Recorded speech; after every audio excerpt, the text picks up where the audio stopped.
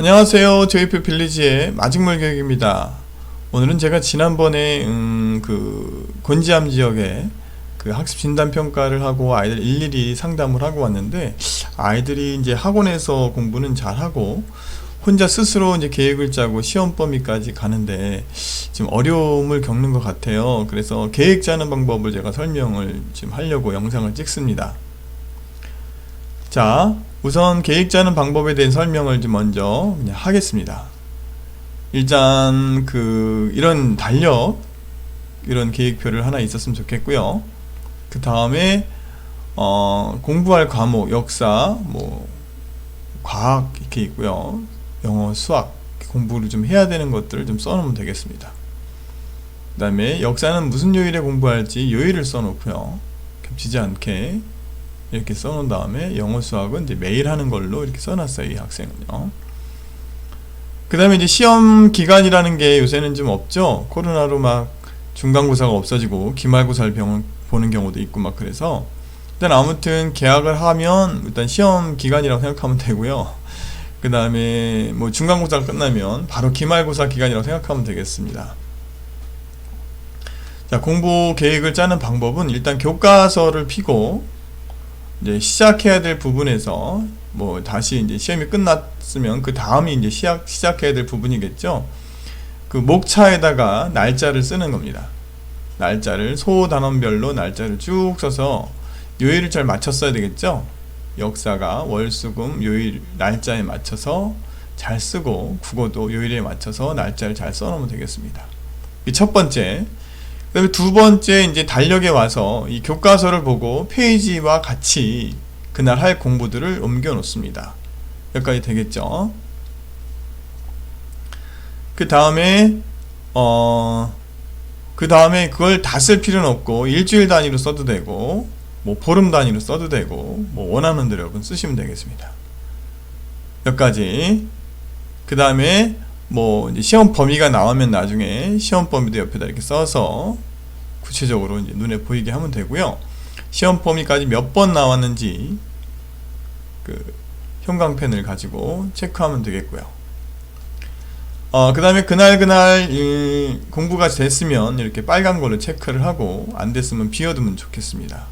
그래서 그날 안 한 거는 밤에 자기 전에 하고 자든지, 아니면 주말을 이용해서 해서 다른 색깔로 이거는 그날 못했어, 다른 날 했어, 이렇게 체크를 하면 되겠죠. 이렇게 계획 짜면 장점이 뭐냐면 일단 눈에 보입니다. 눈에 보이니까 공부를 하고 나면 내가 뭔가를 다 한 것처럼 뿌듯함이 있기 때문에 내가 TV를 봐도 혹시 핸드폰을 해도 편하게 할 수 있다는 거죠. 그리고 그냥 없이 공부할 때는 뭔가 했는데도 허전할 수 있는데, 이렇게 계획을 짜놓고 공부하면 했으면 어떤 가슴 뿌듯함 때문에 좀 안정감이 생기고 여러분 성격이 좀 좋아집니다. 여러분 모르죠? 학생이 공부를 잘하면 성격이 좋아집니다. 계획대로 잘하면 성격이 좋아집니다.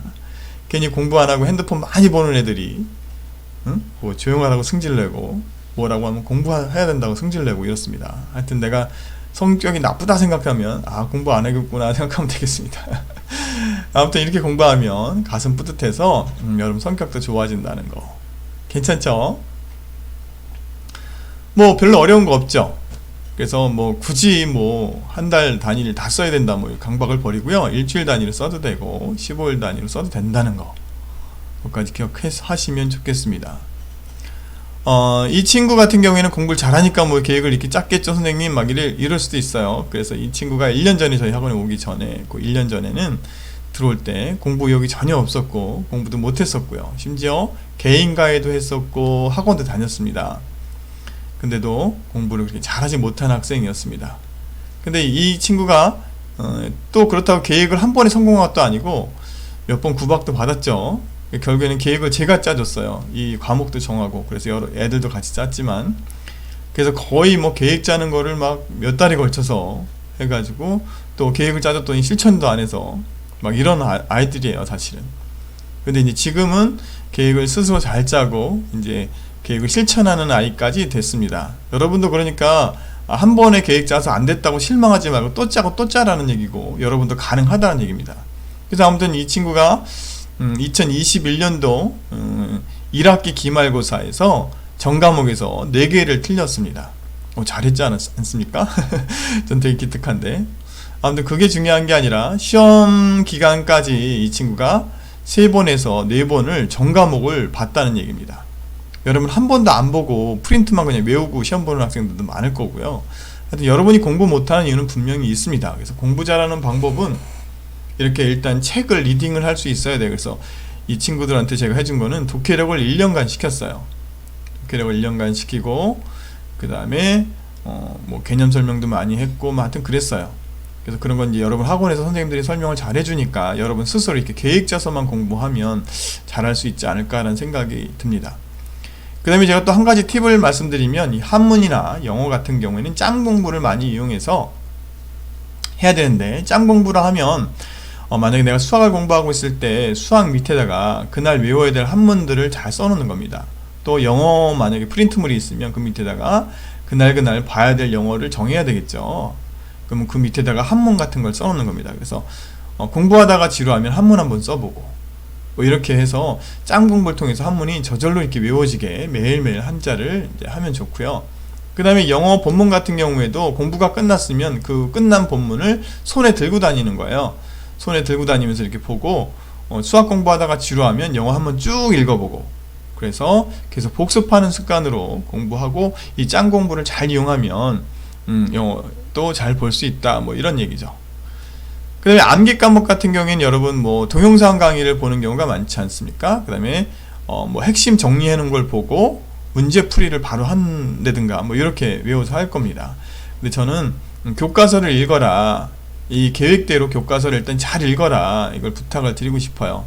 그 다음에 뭐 그 계획이란다. 그 목차들을 먼저 첫 번째 볼 때는 유심히 봐서 목차를 가지고 스토리텔링으로 이 단어에서는 이런 걸 배우고 이런 걸 배웁니다 하고 목차를 순서대로 좀 외워라. 그 다음에 이제 내용을 읽으면서 천천히 계속 읽어 나가라. 그 다음에 시험 임박해서 한 달 전부터는 구체적으로 외워라. 선생님이 중요하다고 한 거 잘 줄을 치고 했던 것들을 이제 외워라. 그러니까 수업 시간도 집중해야 되겠죠. 내신은 아무튼 수업 시간 집중해야 돼요. 그래서 너무 많이 빨랐나요? 뭐 이렇게 준비하면 암기 과목도 뭐 다른 과목도 다 공부 잘할 수 있으리라고 생각이 됩니다. 아무튼 여러분 계획 한 번만 짜보시고 한 번만 실천해 보세요. 그러면 그 뿌듯함이 생길 거고 다음에도 계획을 짜서 또 계획을 성취하는 여러분이 될 수 있을 거라고 믿고요. 또 실패한다고 계획을 짜지 말고 포기하지 말고 그 다음에 한 번 다시 짜라, 또 다시 짜라.